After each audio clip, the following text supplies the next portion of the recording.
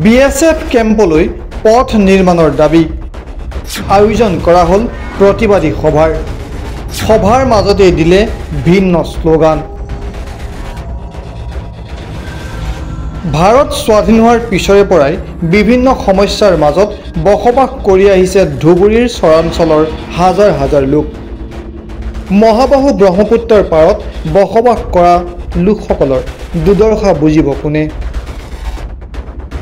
বিগত দীৰ্ঘদিনৰ পৰাই চৰাঞ্চলৰ ৰাইজে বিভিন্ন সমস্যাৰ সমাধানৰ বাবে চৰকাৰ তথা জনপ্ৰতিনিধিৰ ওচৰত দাবী উত্থাপন কৰি আহিছে যদিও বৰ্তমানলৈকে কোনো উন্নয়ন হোৱা নাই ধুবুৰীৰ কেইবাটাও চৰাঞ্চলত।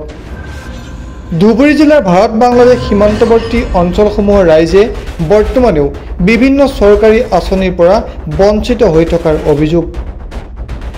মুঠৰ ওপৰত অহা যোৱাৰ নাই কোনো বাট পথ, নাই কোনো চিকিৎসালয়, নাই কোনো উচ্চ শিক্ষা গ্ৰহণৰ ভাল ব্যৱস্থা। যাৰ পৰিপ্ৰেক্ষিতত সোমবাৰে ভাৰত বাংলাদেশ সীমান্তৱৰ্তী ভূগদহ অঞ্চলৰ যোদ্ধাৰপাৰা মাদ্ৰাছাৰ খেলপথাৰত ধুবুৰীৰ পৰা কলাইবাৰী বিএছএফ কেম্পলৈ পথ নিৰ্মাণ দাবী সমিতিৰ উদ্যোগত অনুষ্ঠিত হয় এক বিশাল জনসভা। উক্ত সভাত পথ নিৰ্মাণকে আদি কৰি চৰাঞ্চলৰ লোকসকলৰ বিভিন্ন সমস্যা সমাধানৰ উপায় সম্পৰ্কে বিশদভাৱে আলোচনা কৰা হয়।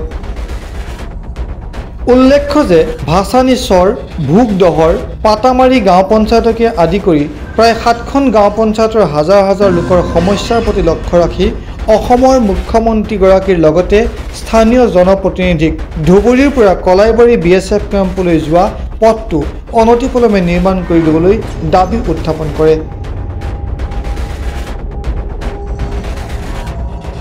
সলেমান হক দাবী সমিতিৰ সম্পাদক। আমি যেটো লৈ আন্দোলন কৰি আছো, দাবী কৰি আছো, ৰাস্তা এইখিনি অঞ্চলত মানে ক'বলৈ গ'লে আমাৰ 9টা গাঁও পঞ্চায়ত এৰিয়া, মানে 100ৰ ওপৰত ৰেভিনিউ ভিলেজ আছে, 2 লাখ জনসাধাৰণ ইয়াত বাস কৰে, 12টা বিএছএফ কেম্প আছে, 150 এলপি স্কুল আছে, 3টা হাই স্কুল আছে, 85টা এমই স্কুল আছে।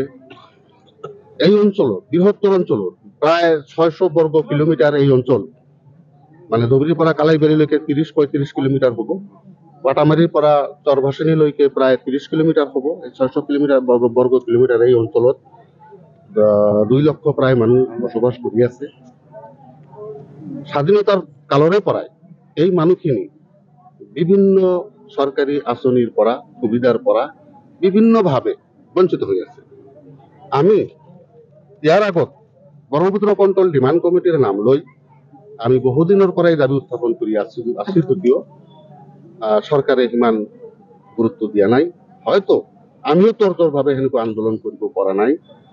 আজিৰ দিনত এনেকুৱা এটা পৰিস্থিতিৰ সৃষ্টি হৈছে, প্ৰত্যেক গাঁৱতেই আমাৰ শিক্ষিত যুৱচাম তেখেতে বুজি পায়, বহুত কিছু তেখেতৰ বঞ্চিত হোৱা কথাখিনি বুজি পায়। আজিকালি তেখেত আগবাঢ়ি আহিছে, আমিও সহযোগিতা পাইছো। আমি চৰকাৰ, জনপ্ৰতিনিধি, বিভিন্ন বিভাগ আমি তেওঁলোকৰ দৃষ্টি আকৰ্ষণ কৰিম বুলি দাবী উত্থাপন কৰি আগবাঢ়ি গৈ আছো। মূল সমস্যা হৈছে আপোনালোকৰ যাতায়াতৰ সমস্যা। মূল সমস্যা আমাৰ যাতায়াতৰ সমস্যা, আমাৰ সমস্যা স্বাস্থ্য, শিক্ষা, প্ৰশাসনিক গোটেইকেইটা সমস্যাই আমাৰ আছে, কিন্তু যাতায়াতৰ সমস্যাটো আমাৰ ঠিক নহ'লে আমাৰ একো ঠিক নহ'ব। সেইকাৰণে আমি যাতায়াতৰ সমস্যাটোক লৈ, পথটো লৈ আমি আন্দোলন আৰম্ভ কৰিছো যে আমাৰ প্ৰথমে পথটো লাগে। ধুবুৰীৰ পৰা কালাইবাৰী বিএছএফ কেম্পলৈ এই পথটো লাগে, আৰু কলাপাকানিৰ পৰা, যেহেতু এইটো ধৰ্মশালা ব্লকৰ আণ্ডাৰত পৰে, ধৰ্মশালা পিএইচি কলাপাকানি বজাৰৰ পৰা পাটামাৰী ভোগদহৰ হৈ ধৰ্মশালা ব্লকলৈকে, পিএইচি লৈকে ৰাস্তা হ'ব লাগে। আৰু এই ৰাস্তাটো হ'লে এই বৃহত্তৰ অঞ্চলৰ সকলো সমস্যা সমাধান হ'ব বুলি আমি বিশ্বাস কৰোঁ, আৰু সেইকাৰণে আমি আগবাঢ়ি গৈ আছো। ইয়াৰ কাৰণে গণতান্ত্ৰিকভাৱে যিমান দূৰ যাব লাগে আমি যাবলৈ প্ৰস্তুত আছো, জনসাধাৰণ আমাৰ লগত আছে। কিন্তু এটা কথা, বিগত দিনত আমিও হয়তো তেনেকুৱা দাবী উত্থাপন কৰিব পৰা নাই। অকল জনসাধাৰণক আমি দুখী নকৰো, দায়িত্ব আছিল, তেখেতে পালন কৰা নাই। মাকেও মানে ল'ৰা ছোৱালীয়ে নাকান্দিলে মাকে গাখীৰ নিদিয়ে। আমি ইমান দিনে কান্দা কাটি কৰা নাই, সিমান যিখিনি কৰিছিলো সেইখিনিত মাকে মানে ৰাজি হোৱা নাই। আজিকালি আমি মাকক ৰাজি কৰিম বুলি আমি দৃঢ় প্ৰতিজ্ঞা লৈছোঁ। কান্দিলেহে দিব। কান্দিলেহে দিব বুলি আমি বিশ্বাস কৰোঁ আৰু আমি কান্দিমেই এইবাৰ। 18 চনত জনপ্ৰতিনিধিসকলে জনপ্ৰতিনিধিসকলৰ দল সকলো মাকে মই যিটো কৈছোঁ নাকান্দিলে নিদিয়ে। আমি ইমান কান্দা নাই ইমান দিনে, সেইকাৰণে জনপ্ৰতিনিধিও আমাক এইবিলাক লৈ চিন্তা কৰা নাই। এতিয়া চিন্তা কৰিব, আমি চিন্তা কৰিবলৈ বাধ্য কৰিম বুলি প্ৰতিজ্ঞাবদ্ধ হৈছোঁ। চৰকাৰক আহ্বান জনাম, ইমান বৃহত্তৰ এটা অঞ্চল, বিশেষকৈ কাটাতাৰৰ ফেন্সিং বেৰটো কনফাৰ্ম হৈ যাব, 100% কাটাতাৰৰ বেৰ হৈ যাব, যিটো আমাৰ অসম চুক্তিত পৰে। অসম চুক্তি যদি ৰূপায়ণ কৰিব বিচাৰে কাটাতাৰৰ বেৰটো কমপ্লিট কৰিব লাগিব, আৰু পাটামাৰিলে কমপ্লিট কৰিব পৰা নাই, কালাইবাৰী কমপ্লিট কৰিব পৰা নাই। আমাৰ এই দাবী যদি চৰকাৰে মানি লয়, কাটাতাৰৰ বেৰটো কমপ্লিট হৈ যাব। ধুবুৰীৰ পৰা কালাইবাৰীলৈকে যিটো যোগাযোগ ব্যৱস্থা আজি ধৰক 70 বছৰে আমাৰ হোৱা নাই, যাতে চৰকাৰে বিভাগীয় পক্ষই যাতে আমাক এই যাতায়াত সুব্যৱস্থা কৰি দিয়ে, সেই দাবী উত্থাপন কৰাৰ কাৰণে আজি আমি সজাগতামূলক সভা আহ্বান কৰিছোঁ। ধুবুৰীৰ পৰা কালাইবাৰী BSF কেম্পলৈকে আৰু ইয়াৰ কলাবাগানীৰ পৰা পাটামাৰী গাঁও পঞ্চায়ত হৈ ধৰ্মশালা ব্লক অফিচলৈকে, এইটো আমাৰ দাবী। কিন্তু স্বাধীনতাৰ 7টা দশকে আচলতে ধৰণৰ জনপ্ৰতিনিধিয়ে গুৰুত্ব দিয়ে নাই, এইটো সেনেকুৱা গুৰুত্ব হোৱা নাই। আৰু আমাৰ পাব্লিকৰ তৰফৰ পৰাও যে ইমান দিনে জোৰদাৰ কোনো দাবী উঠোৱা হোৱা নাছিল। আজি প্ৰথম মানে আমি সজাগতামূলক সভা এটা কৰিলোঁ। ৰাইজেতো আপোনালোকে চাইছেই, এটা দাবী আছে, উৎসাহ আছে। গতিকে আমিও চৰকাৰৰ ওচৰত দাবী জনাওঁ।